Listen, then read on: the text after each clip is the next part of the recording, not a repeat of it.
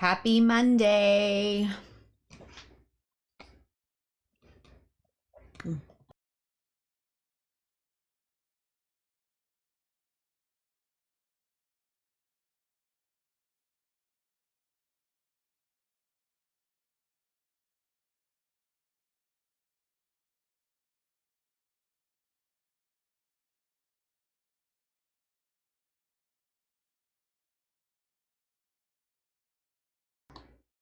I think I messed up the mic. We'll see.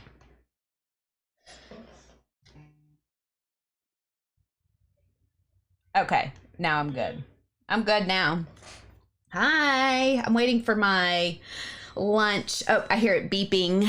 I'm trying something a little different for lunch today. So grab your lunch. We're gonna hang out.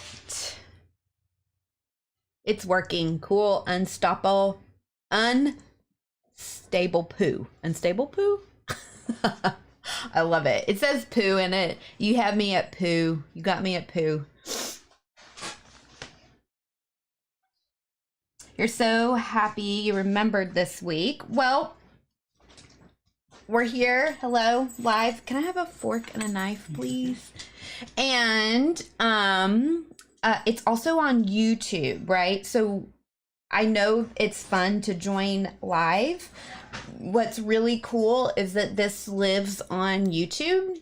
So any day that you're having a hard time just with your meal plan, with eating, you're struggling, you're feeling lonely, you can go watch on YouTube if you've missed it. So it's always there for you. But I'm really glad that you're able to join us live because it's more fun that it's live. So you ate lunch today. Yay! Candace Osborne too. Yay. Congratulations.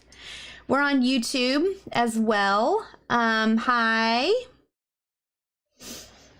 And we're on Facebook. I think we should be. All of it. All of it. So, happy Monday. My shirt. Yeah, women belong in all places where decisions are being made. So, okay, I'm a big sucker for Facebook ads and Instagram ads. You know, I'm a scroller, I'll admit it. And I will, like, the ads really are good at targeting me because I'm a sucker for them. And this was one of those, like, online boutique shop things, you know, and I was like, duh, I need to get this. And then I got another shirt. So I would tell you what store to get it from, but I don't remember because it was some random online boutique, and it'll be a different one like next time. So sorry, but just scroll Facebook. And if you like clothes boutiques on Facebook, eventually this will show up in your feed, I'm sure. It's pretty late here, so not really a good time for eating, but you didn't want to be alone. Of course, if you don't want to be alone, like the idea here is, so for those of you who are new, I'm Stephanie Waite. I'm a therapist. I'm a certified eating disorder specialist, and I go live here on Mondays and we eat meals together, but you don't have to eat. It is a meal support kind of thing that we do. But of course, if you're lonely, anxious, depressed, you belong here. So you don't have to be anxious, lonely, or depressed either. Just know that yes, it's cool that you're here. I'm glad you're here, so thank you.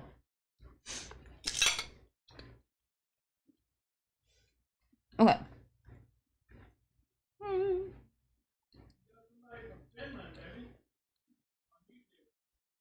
What should I eat? I don't know. Worm resistance, I can't tell you what to eat. I can only tell myself what to eat. I mean, I would feed you what I'm feeding my family here today if you were here. But I think that I would, what sounds good? Now, that might seem really hard.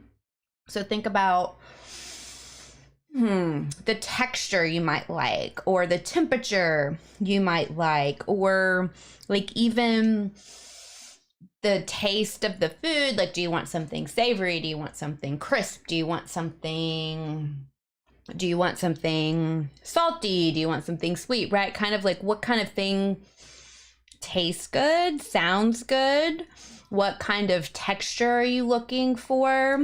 And then the next step would say, okay, like what's available? Do I have things in my pantry, things in my house that kind of meet these criterion that I'm looking for? Now that's somebody who's probably a pretty advanced, like intuitive eater. I don't say a pretty advanced intuitive eater. That's somebody who's doing some intuitive eating.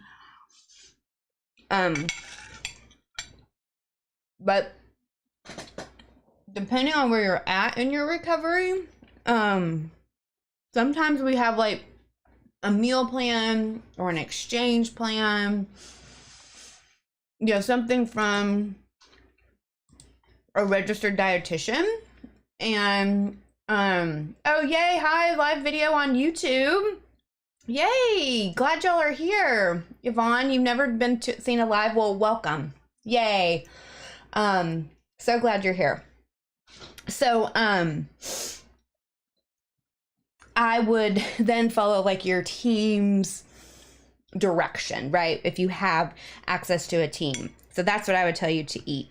But those are some questions I think I would help, you know, like a client if they were in my office. I don't know what sounds good. I don't know what to eat. Those are just some things we would kind of explore. If you have like a safe food, sometimes it's okay to just eat a safe food if that's just what you need, right? Like, you know, you need to eat something, but you're not really wanting to like challenge yourself with a difficult type food. So eat something safe. That's okay too. It's more about, right, are you caring for yourself? Are you honoring yourself? Are you showing up for yourself? And how are you doing it in that moment?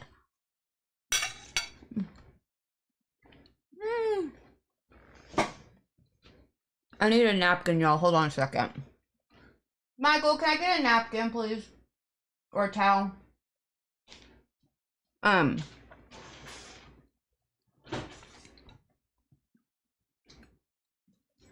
hit a deer with my car once. Oh my God. We did too. We hit a deer with our car once. We were driving home from San Francisco, the airport. We were like, okay, so I'm from north of Dallas, about an hour north of Dallas. So the DFW airport, I don't know, hour-ish, hour and 20 minutes. So we were like almost home at this point, dark, and a deer hit our, what were we driving? A Corolla, I think. And that was the second freaking car I had totaled. It wasn't my fault. The first car I totaled wasn't my fault, but it was like, bam, bam, we lost some cars. The deer took it out. So I hope if you're here and you hit it with your car, that means you're okay. Good. You're making lunch right now for the first time in a long time. I'm so proud of you. I'm glad you survived the deer hitting your car. I'm glad that you're here eating lunch with us. My wrap has now turned into more of a, I don't know, Tostito type situation. So we're just gonna make it work. It's good nonetheless. How it gets in, I guess, doesn't really matter. Hold on.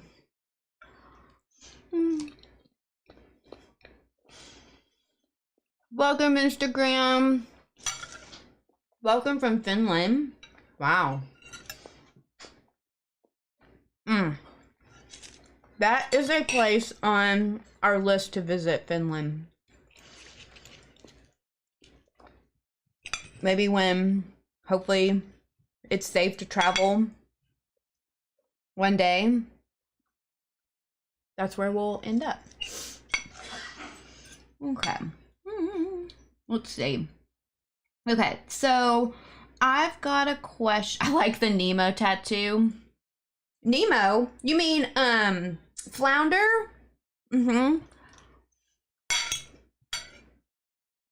Because we have, wait, can you see her? Hold on. We have Ariel somewhere on my arm. So my artist is really good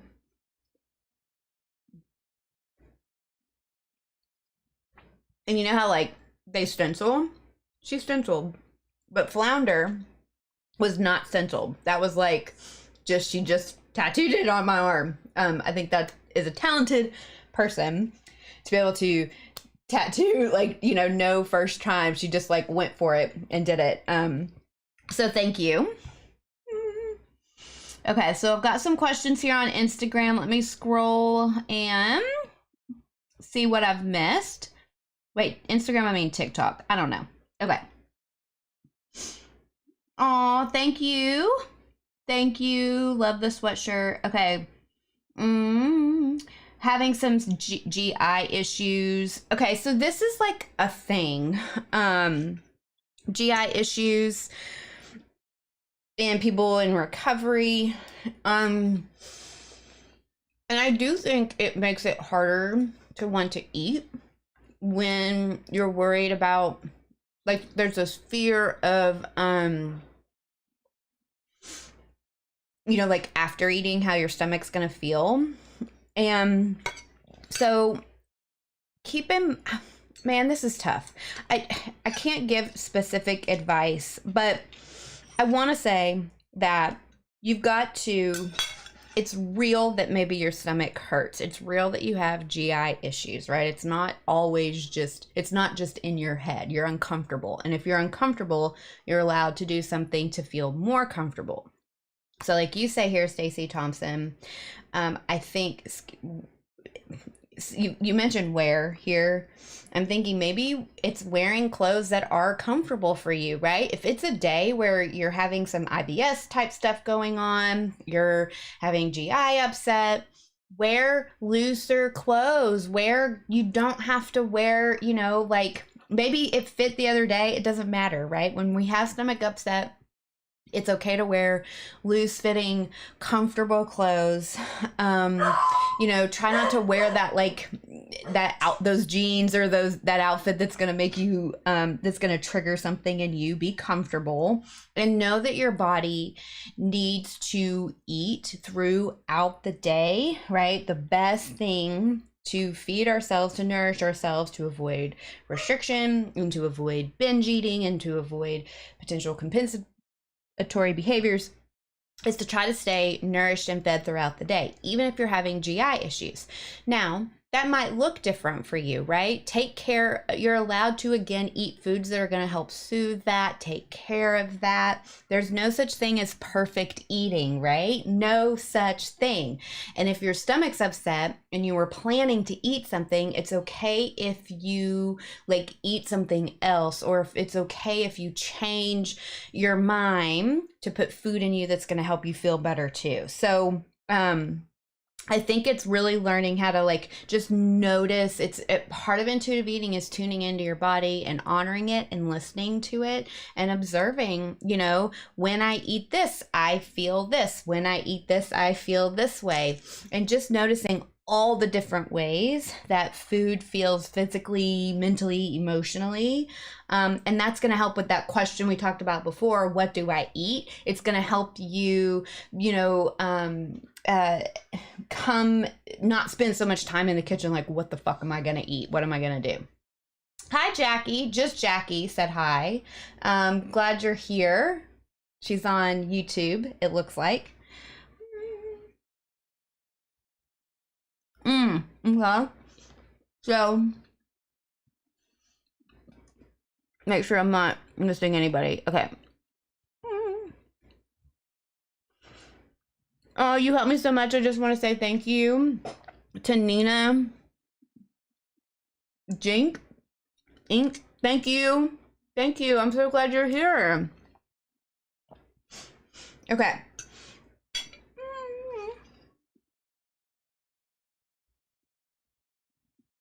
Let's see. I have a lot of questions. Let me see.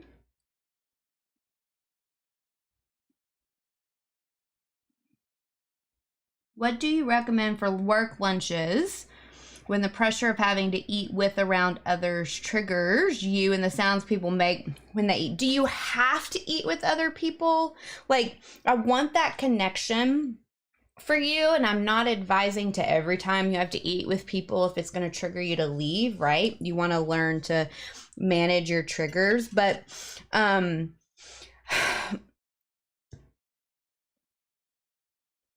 think of it that way. Think of it, I'm here connecting. I'm here, instead of worrying about the food that you're eating, think about, right, the moment and what you can be getting out of that moment. You're connecting with coworkers potentially. What can you tune in and learn from them?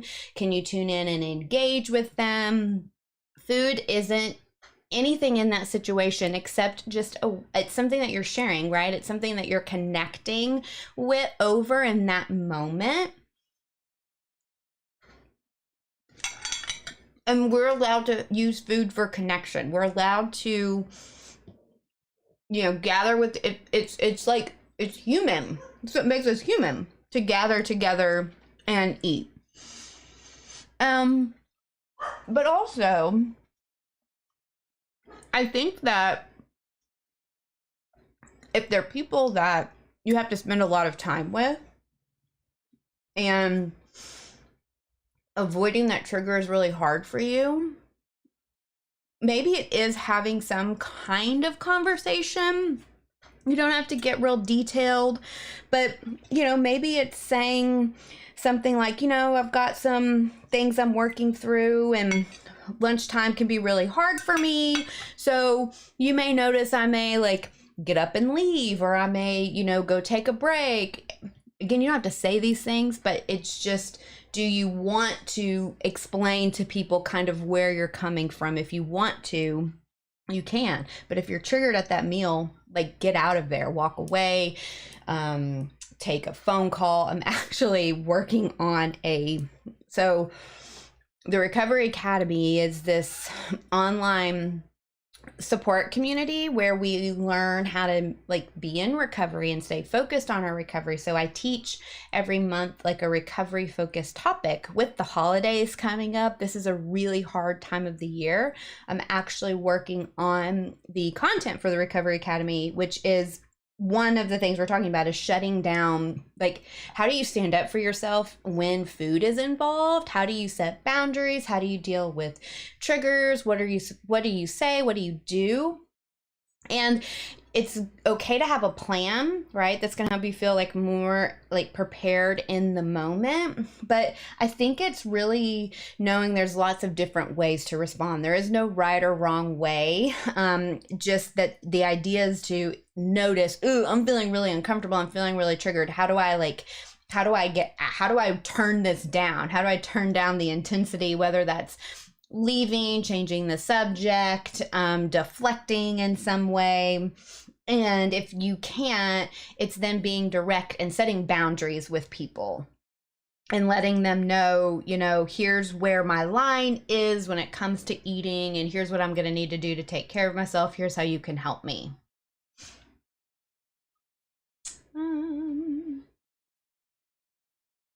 I have a date tomorrow and we're going to eat dinner. You're scared.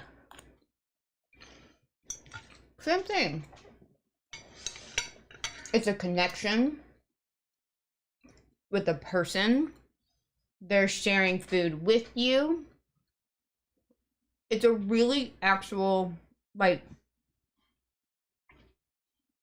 it's a really cool thing to share a meal with somebody. There's a lot of like mental stuff that happens, emotional stuff that happens. And so it's an honor, and it's cool that some, you know, this person wants to spend time with you. So enjoy it, eat the food. It's okay.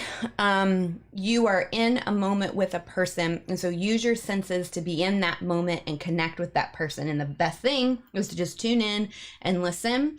And I'm not saying when I say enjoy the food, like if you're really in your eating disorder, food isn't fun for you to eat, right?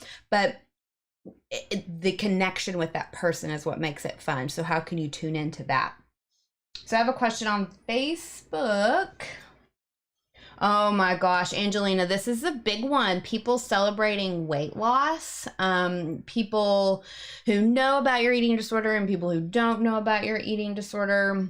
And you're right, it doesn't make it any easier. Even if it feels like that person is trying to be complimentary, or they're trying to be kind to you. They just don't.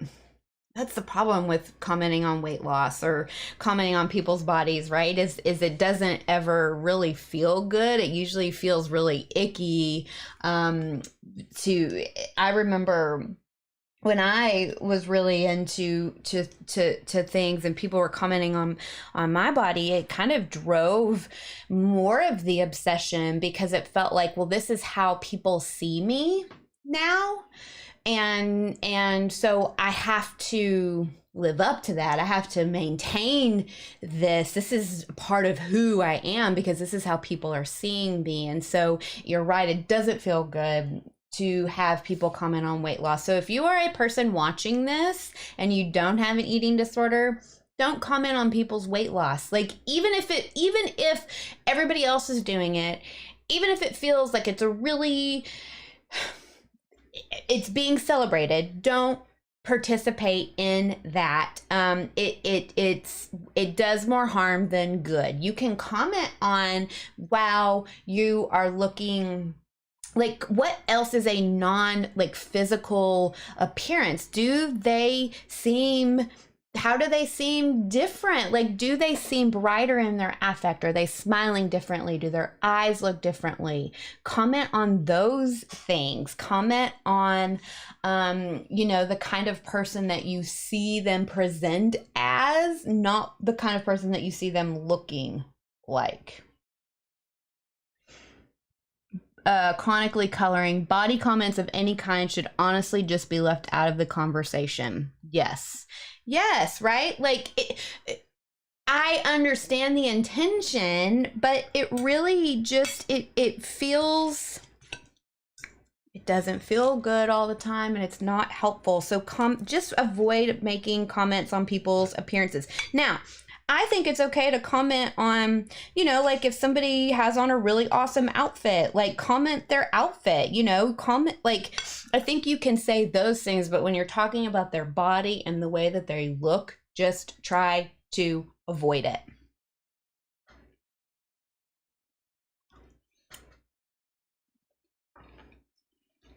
Mm-hmm. People do look at us different when we lose weight.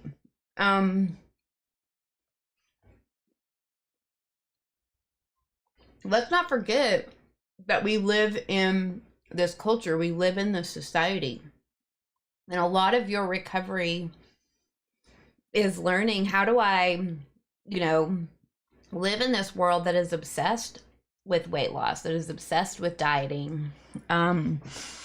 And it's possible. I live in this world. Lots of people live in this world. I think it's more being aware of it and woke to it, perhaps, of that it doesn't work. Like, dieting isn't helpful to anybody.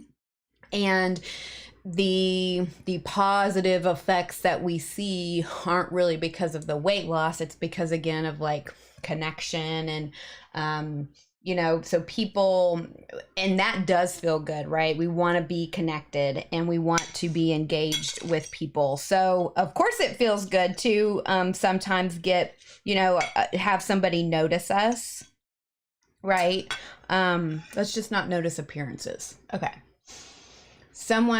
Jackie, I have to eat in group therapy and it's so hard, but the more I do it, the easier it gets. Yeah. And listen, some days will still be hard. Like, sometimes we just don't want to hang out with people. We don't want to be surrounded by people at work. We're stressed, we're tired, we're overwhelmed, and so although I'm sitting here talking about how good connection is, sometimes people drain us. And so, is it that maybe I need time alone to eat this meal? The worst part of recovery is people saying you're getting chubby. It's supposed to make me feel cute, and it doesn't. Yeah, like, don't compliment on either, direction. Just weight is a diversity. It's diverse, right? Like, weight is different for all of us. Weight diversity exists, and we will all way different.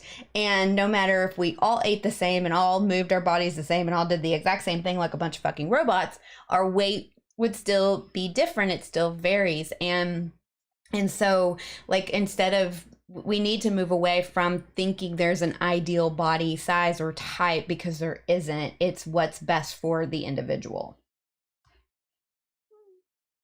Aw. And you're telling them they look good when they feel like crap. Actually, right? If you're commenting on somebody's weight loss, like, that's the thing. How sick have they been? What's really going on, in their life? Like, it's not always, like, yeah, you're complimenting that person for losing weight, but that person sometimes isn't, like, wanting to be complimented because they've lost that weight because shit got really bad in their life for whatever reason.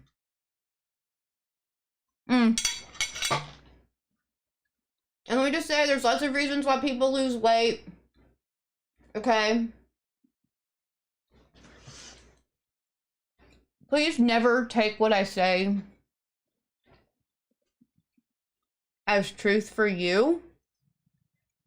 Okay? Like, this is all very nuanced stuff. You are uniquely you. So it's never just as, like, black or white as I make things sound. I'm speaking very generally.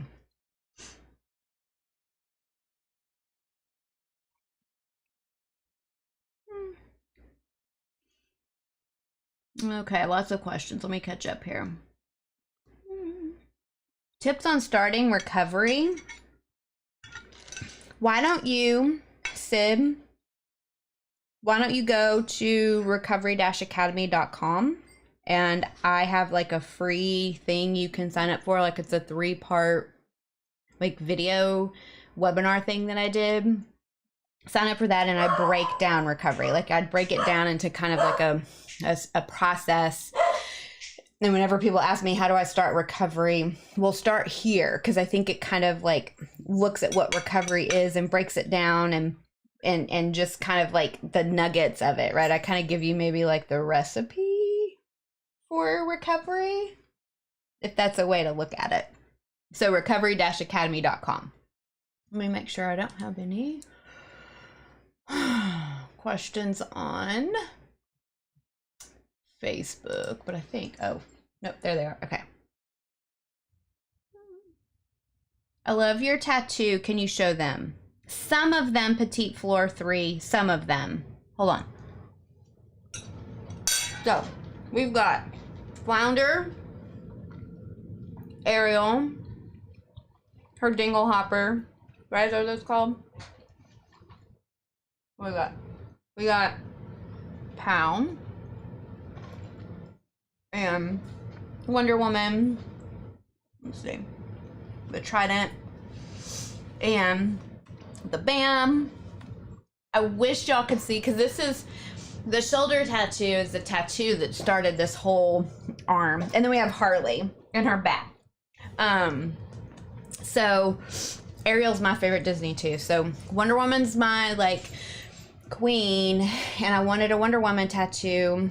And the original vision was her kind of holding like this, it's my favorite comic book cover.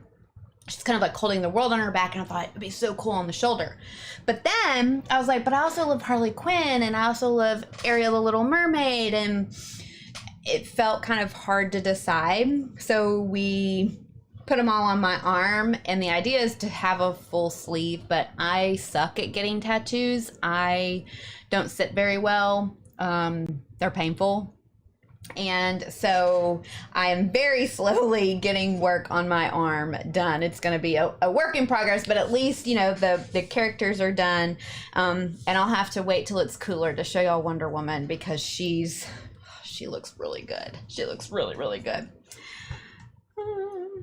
So, Positively Recovering on Instagram. Hi, you've been accepted for treatment today. Okay. Well, congratulations. That's a big deal to go to treatment. I know it feels really scary. It feels really overwhelming. it's hard. I know when my clients go to treatment, it's really scary. But gosh, it's such a good decision to make. You will be different when you get out of treatment. You'll be different.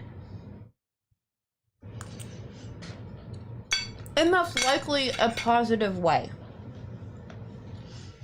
So I'm proud of you. Congratulations.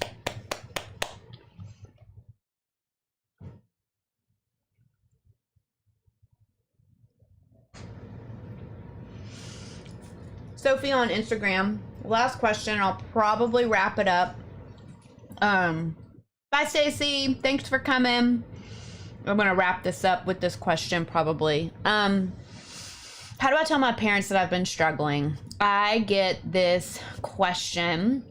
For our folks going to treatment, just Jackie on YouTube says treatment will suck the first few days, but it's so worth sticking it out. It is so hard. It is hard. Stick it out. It will change your life for the better. So,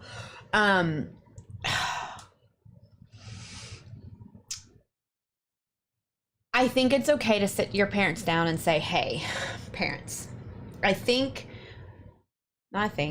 I'm not okay. I don't feel all right. I notice I have, I'm not comfortable with my relationship with food. I think it's telling them how you're feeling and saying, I want to talk to somebody. The more they know,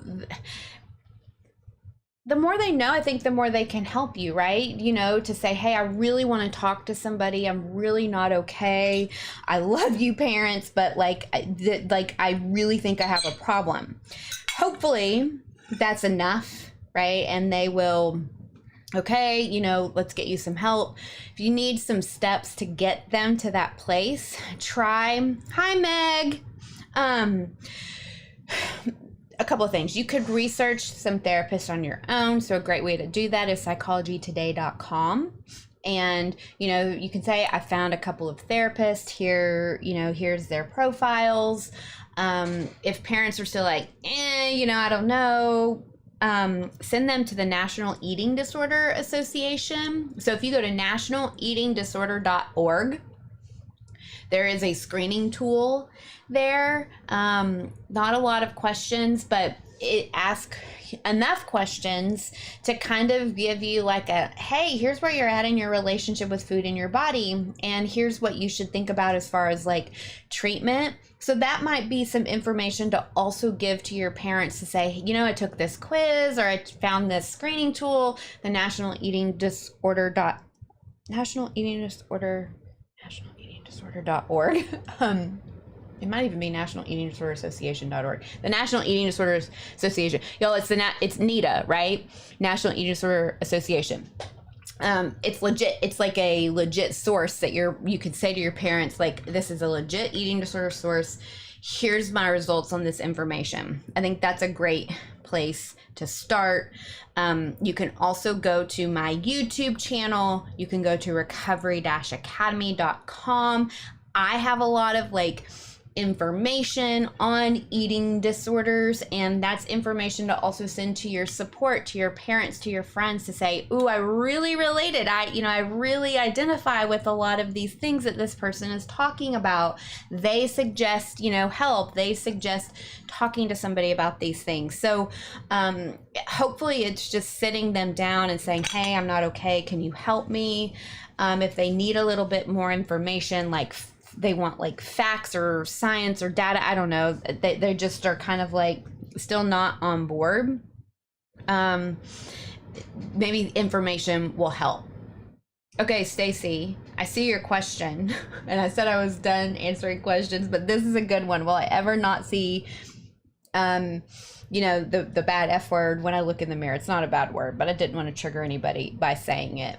I don't know, maybe not. Body image is a state of mind. Body image isn't a static like thing that just once you get to a place, it just exists there. Body image is going to change as much as your feelings change, and it's just as much as the way that you're like the quality of your thinking changes. And so if you're having kind of a better emotional day and your thinking is a little more upbeat and positive, you're probably going to have a more positive reaction to yourself in the mirror.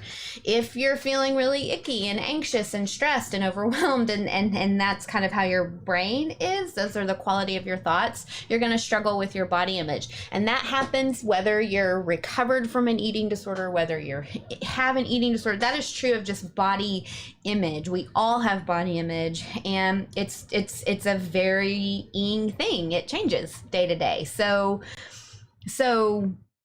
there is no yes or no answer to that question, Stacy, but I think it's more about like knowing that no matter what you see in the mirror, whether it's a good body image day or it's a bad body image day, that you are still enough. You still are you. You're still good. Nothing has changed about you. Nothing at all. You can still go to work. You can still be a mother, a wife, a friend, a partner, a boss, a volunteer, a student. You know, there's so many roles that you are, and you are enough, and you are good at those things despite your weight when you look in the mirror for the day. So, friends, I'm going to get off here. I was going to say get off. I feel like Katie Heron, cruel, right? Gruel. Poetic Pancake, I saw your comment about your mom, and I'm so sorry. I would say get as much support as you can outside of your house. There are abusive parents, and, find people that you can talk to outside of your home, maybe places where you can go to escape for as long as you can. And, as much as we want to try to educate or support, sometimes it's knowing that you can reserve your energy for yourself. And, if family members are going to be abusive and hurtful, if you try to educate them and get help for yourself, save that energy and take care of yourself. So, friends, I'm going to go. I wish I could stay on. I would stay on much longer if I could, maybe. I have group in a few minutes, and so if anybody's wanting some eating disorder just like support, group support, we meet. The Recovery Academy actually has lots of opportunities to hang out as a community for meals, where you get kind of some personal attention from me, the community. We set goals. We, help hold each other accountable. So if you're looking for that kind of support, check out recovery-academy.com. But that's where I'm going, to the group. I will see you all next Monday. Bye.